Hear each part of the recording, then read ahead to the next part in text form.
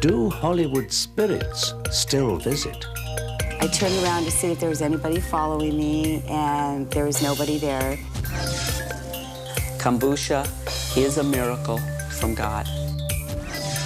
The astrological chart just tells me the probability of the choices that you're going to make in life. From the boundaries of the universe to the depth of your soul, embark on a journey through the unknown and unexplained as we explore mysteries, magic, and miracles.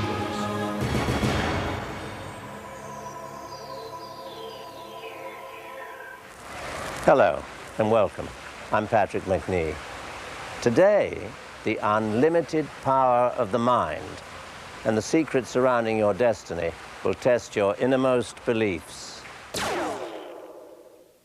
Hauntings and apparitions are reported throughout the world and seem to be connected to people with high emotional energy. One of the hot spots for emotional energies would have to be Hollywood. Just ask anyone in the entertainment business. Let's see what we can find here. The Hollywood Roosevelt Hotel used to be the gathering place for stars during Hollywood's golden era. The hotel is rich with the spirit of Hollywood. But do Hollywood spirits still visit?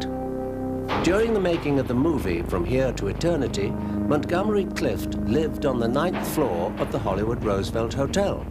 He stayed for over 3 months. After shooting each day, he would return to the hotel and spend hours rehearsing his lines and playing the bugle, which he had to learn for the movie. Since his death, guests and employees of the hotel have reported many times that late at night, they hear the sound of a bugle playing in the hallway near room 928, Montgomery Clift's room. Terrell Valaza was hired as a cocktail waitress, but also helped with the renovation of the hotel before its grand reopening in 1986. First week here, it was good. The beginning of the second week is when I was getting off the 9th floor elevator and I was walking down the hall and I heard footsteps behind me. I turned around to see if there was anybody following me, and there was nobody there. And then as I was continuing to walk, I felt a cold breeze like walk right by me.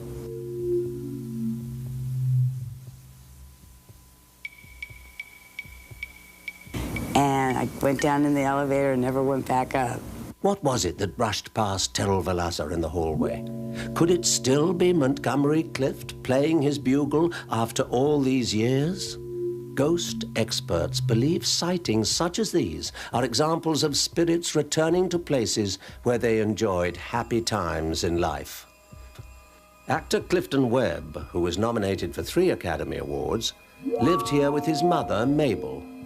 He was very superstitious, and when she died, he locked all her clothes away and never entered the room. He believed her ghost still lived there. Clifton is no longer with us either. Or is he? New tenants claim chairs move by themselves, cigarettes break, and their cats disappear. Oh, by the way, Clifton Webb hated cats and cigarettes. This is Runyon Canyon, an overgrown wilderness located in the heart of Hollywood. In 1983, the city of Los Angeles purchased the canyon and established a park on the site of a former estate known as the Pines. The magnificent estate in Runyon Canyon was first built by singing star John McCormick in the 30s and later bought by AMP heir Huntington Hartford.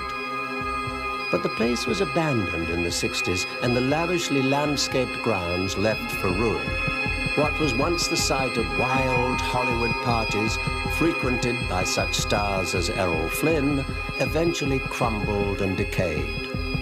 All that's left now is a virtual ghost estate.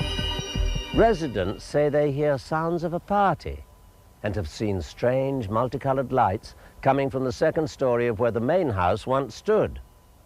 But the bizarre sightings go even further.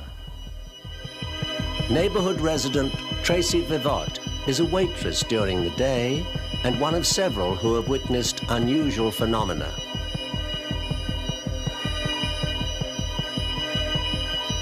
I just live down the street from the park, so I used to come up here jogging after work. And one day I came after work. It was a little later than I usually come. So I started jogging up the hill, and all of a sudden I felt this cool, cold air brush past me. It was a little unnerving, and especially, I mean, it was the middle of the summertime. It was July, so I turned around and I jogged back down the hill. And I started just doing some easy stretching. And I was bending over, and I caught something on the corner of my eye. And he turned, and I saw this figure, this man, and he was on this bottom of these stairs, and he looked at me, and he froze. And he turned around, and he walked up the stairs, and he just walked right off into nowhere. I mean, he vanished, and after he left, I went over to the stairs, and the stairs just end. So if it was like a real person, they would have had to jump down or something, but this ghost, or I don't know what it was, it just sort of went right out into nowhere. I left, and I don't come here anymore.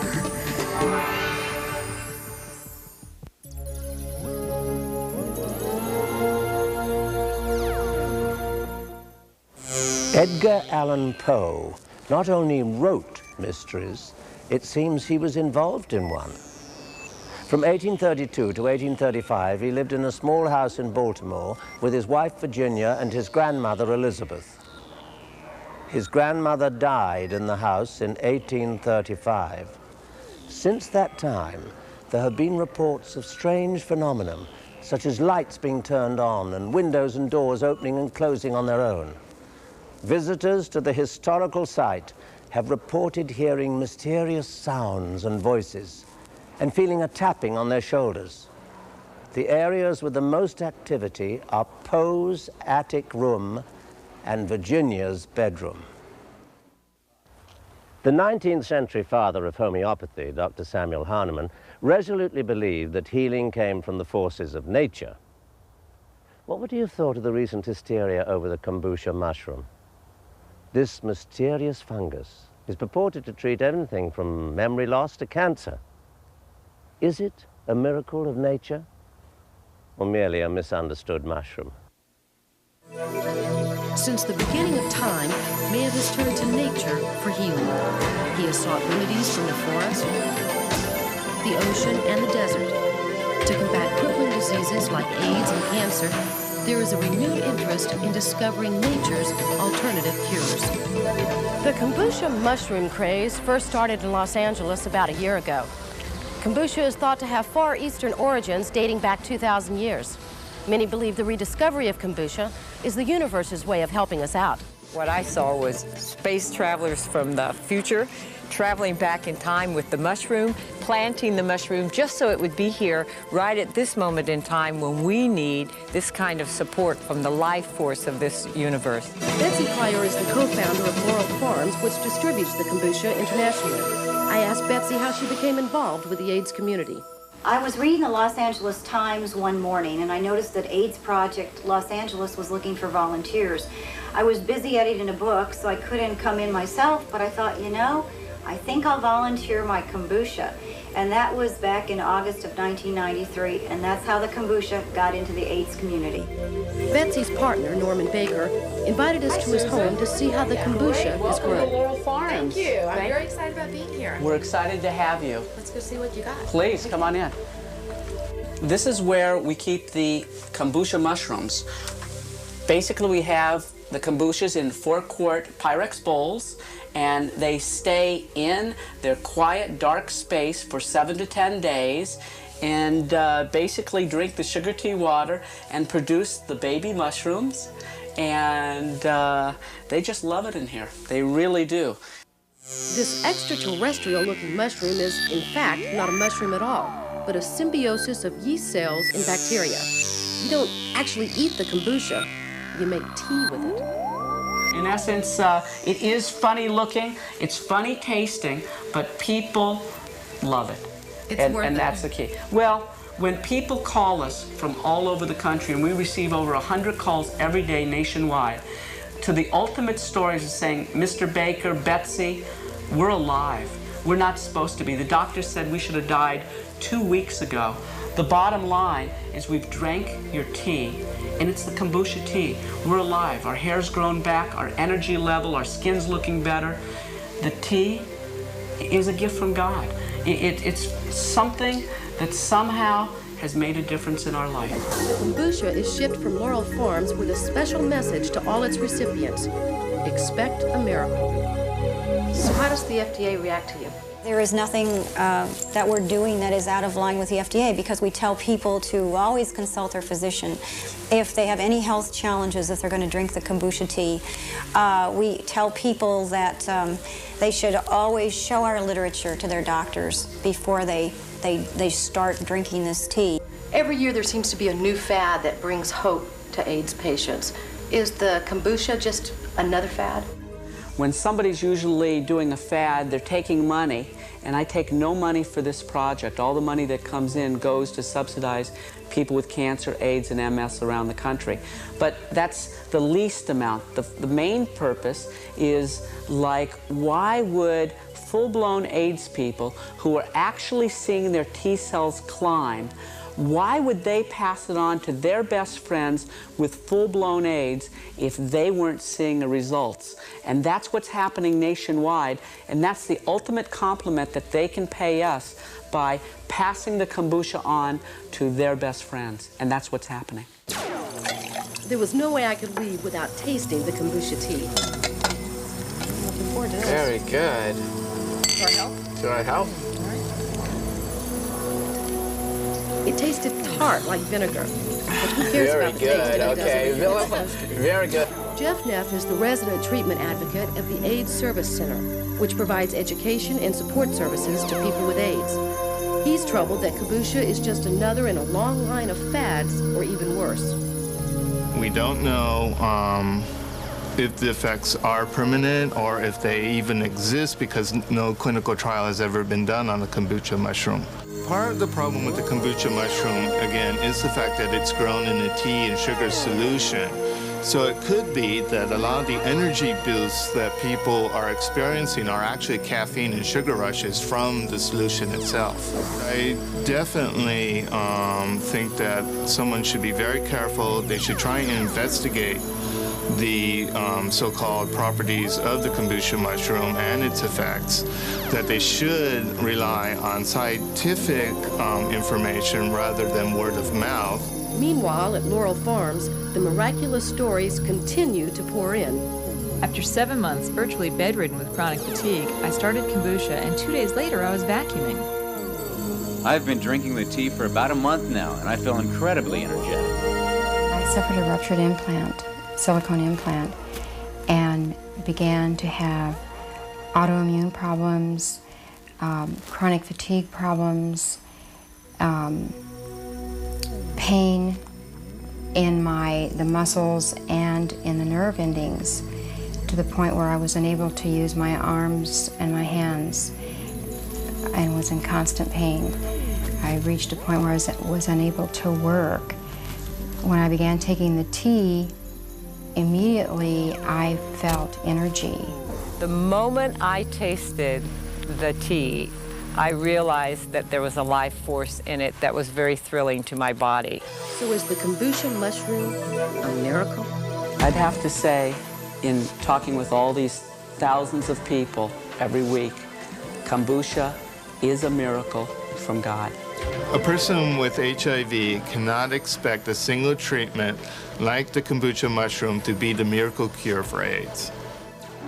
I think the kombucha mushroom is a miracle because when I drink it, I can taste the life force within it, and that's a miracle for me. Miracle or fad? We may never know for sure, but legend has it that if treated kindly, the kombucha mushroom will accompany you for life. I think Norman would agree. He sings to the mushrooms every day to create spiritual harmony with the universe. And now that's the chant to the mushrooms. The kombuchas are then sent out into the world, like the ancient prophecy, to go forth and multiply. This is one miracle the post office can deliver.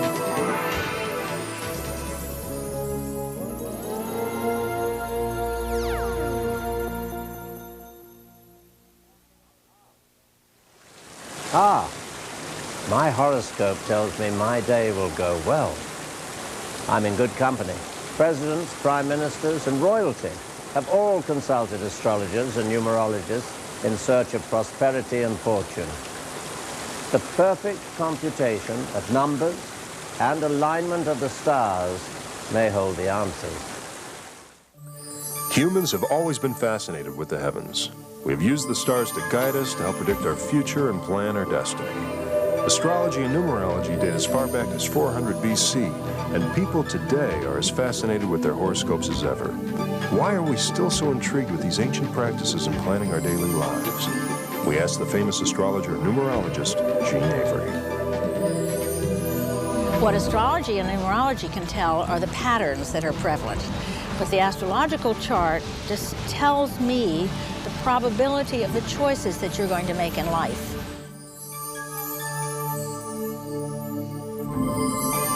It's a way of looking at life on a deeper level, looking past what appears to be on the surface.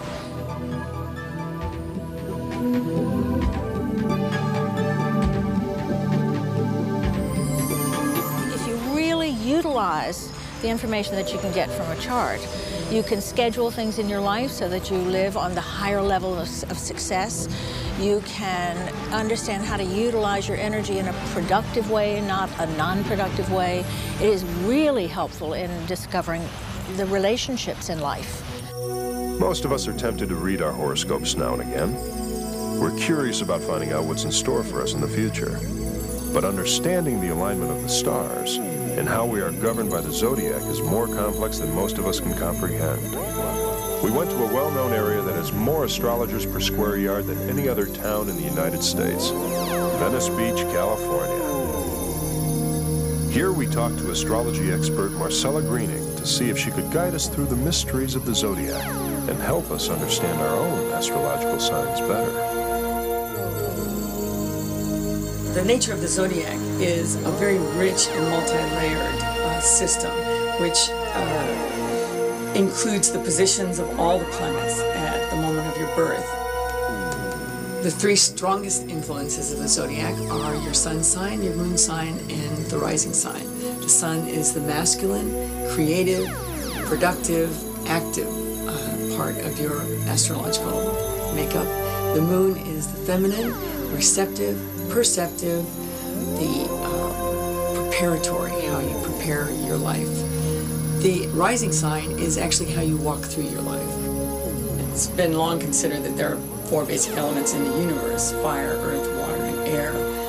And each sign is associated with a particular element.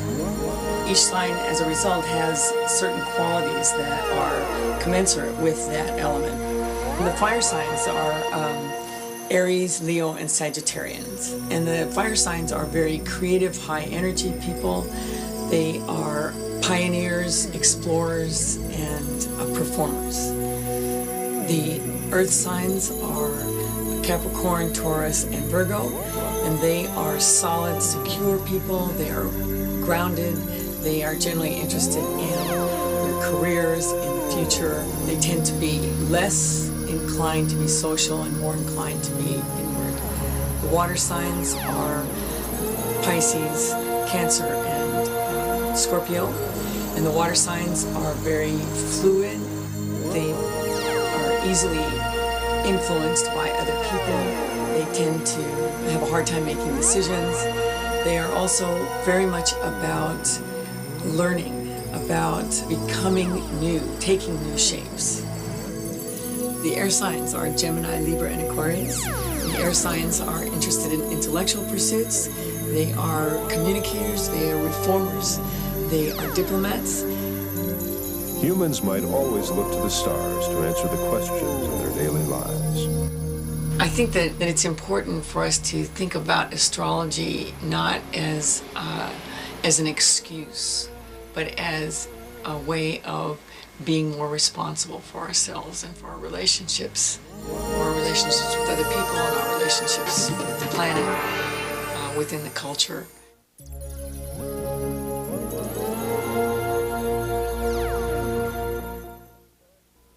The number 13 is infamous for its reputation as a sign of bad luck.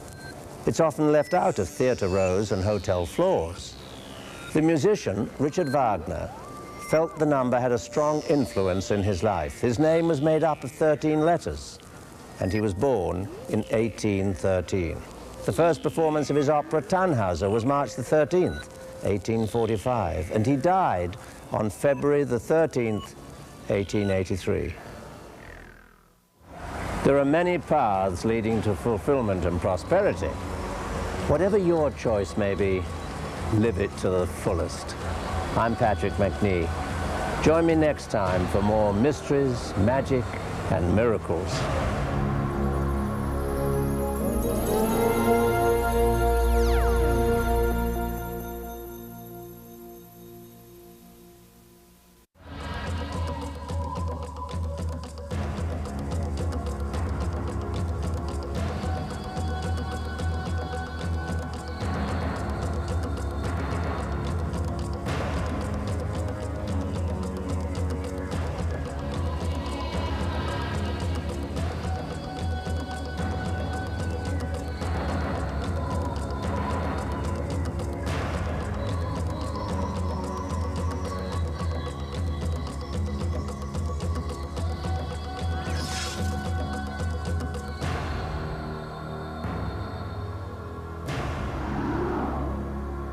Here to eternity, Montgomery Clift lived on the 9th floor of the Hollywood Roosevelt Hotel. He stayed for over 3 months. After shooting each day, he would return to the hotel and spend hours rehearsing his lines and playing the bugle, which he had to learn for the movie. Since his death, guests and employees of the hotel have reported many times that late at night, they hear the sound of a bugle playing in the hallway near room 928, Montgomery Clift's room. Terrell Valaza was hired as a cocktail waitress, but also helped with the renovation of the hotel before its grand reopening in 1986. First week here, it was good. The beginning of the second. McNee. Today, the unlimited power of the mind and the secrets surrounding your destiny will test your innermost beliefs. Hauntings and apparitions are reported throughout the world and seem to be connected to people with high emotional energy. One of the hot spots for emotional energies would have to be Hollywood. Just ask anyone in the entertainment business. Let's see what we can find here. The Hollywood Roosevelt Hotel used to be the gathering place for stars during Hollywood's golden era. The hotel is rich with the spirit of Hollywood. But do Hollywood spirits still visit?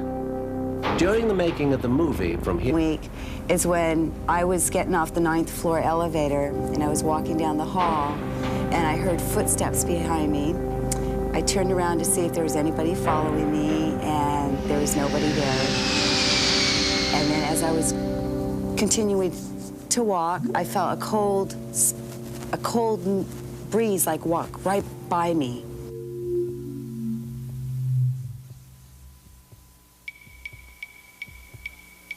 And I went down in the elevator and never went back up. What was it that brushed past Terrell Valaza in the hallway? Could it still be Montgomery Clift playing his bugle after all these years? Ghost experts believe sightings such as these are examples of spirits returning to places where they enjoyed. Do Hollywood spirits still visit? I turned around to see if there was anybody following me, and there was nobody there. Kombucha is a miracle from God. The astrological chart just tells me the probability of the choices that you're going to make in life. From the boundaries of the universe to the depth of your soul, embark on a journey through the unknown and unexplained as we explore mysteries, magic, and miracles.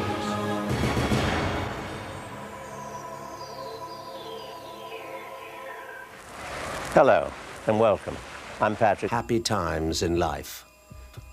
Actor Clifton Webb, who was nominated for 3 Academy Awards, lived here with his mother, Mabel. He was very superstitious, and when she died, he locked all her clothes away and never entered the room. He believed her ghost still lived there. Clifton is no longer with us either. Or is he? New tenants claim chairs move by themselves, cigarettes break, and their cats disappear. Oh, by the way, Clifton Webb hated cats and cigarettes. This is Runyon Canyon, an overgrown wilderness located in the heart of Hollywood. In 1983, the